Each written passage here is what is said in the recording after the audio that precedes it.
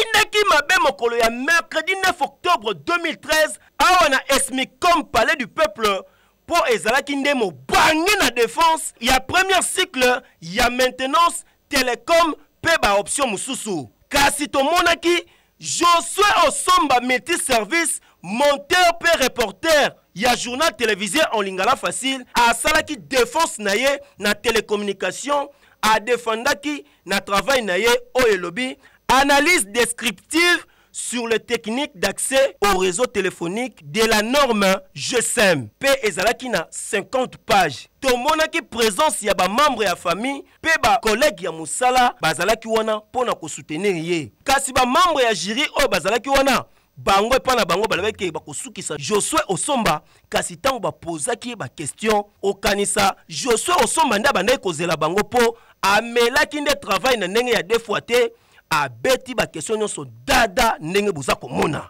boyoka lokole tozelaki pe tango ekoma ndenge ga ekomi pe masole sili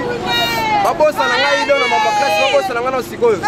bambote kaka batutu basoutenir masolo ndenge ezaka toujours eyokani ka nde tolobaka confirme sikoyo gene telekomunika tala nalinga la facile ezali nde esika ya batu ya mayele lokola mwana oyo Josué Osomba multi-service asilisi na télécommunication aza déjà mobimba na cerveau na ye ya boye nani ezalatin c'est que bien botia maele ingeta